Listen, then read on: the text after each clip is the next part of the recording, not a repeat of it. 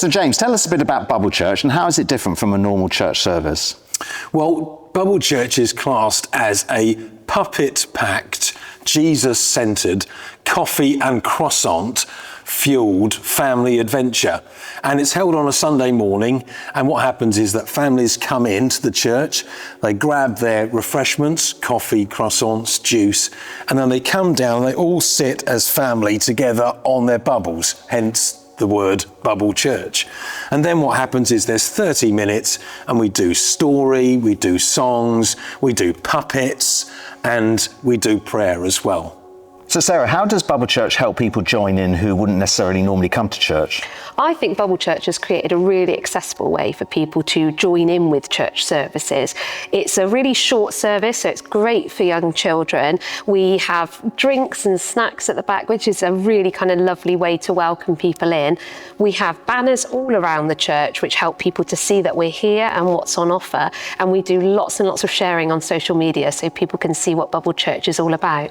It gives people an opportunity to explore church in maybe a different way than they would ever have expected.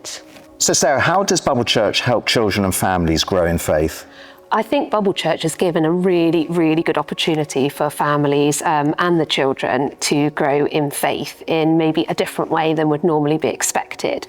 Some of the examples include we had one family that came in with a young girl who is often very quiet at school, really quite nervous and doesn't like to join in, who was shouting at the top of her voice about the puppets, and her mother was really, really pleased that that had happened. We also have a family that joined us for Bubble Church that now come every time we run Sparklers, which is the church Sunday school that we run, and they've also joined us for Messy Church as well. So their faith has grown in that they're exploring even more services within the church.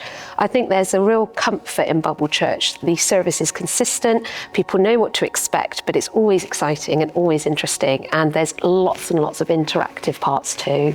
That's great. So Bubble Church has sort of got its own liturgy in a sense. Yes, yeah, and I think there's some comfort in that, and I think we're looking at sort of church as a safe space for people to explore their faith, and I think Bubble Church is a great first step to do that. Brilliant. James, what things in terms of people and money and time do you need to be able to run Bubble Church well? Well, Bubble Church is a national kind of project being run by the Anglican Church, and therefore there are certain things that they've found are really important. So in terms of volunteers, you need quite a few. You need people to be able to lead the service, a service leader. You need people to be able to be puppeteers like Sarah with Jesus. You need people that will do the audio visual and people to serve refreshments. And also what we found, people just to be around and to chat to people and be relational, because actually at its core, that's what Bubble Church is. It's a relational thing, and we want to build relationships with people and let them know the good news of Jesus. And then also there's the expense, money-wise. There's some set-up costs in terms of being able to buy the puppet backdrop, all the puppets, getting hold of the T-shirts and the bubbles. So there's an initial set-up cost that you've got to go through. And then in terms of time, what it is, it's not just the Sunday service, but there's things beforehand, people booking tickets, kind of relationally staying in touch with people before, and also getting in touch with them afterwards. And we found that actually both of those elements are really important. How do we build relationships before, during, and after?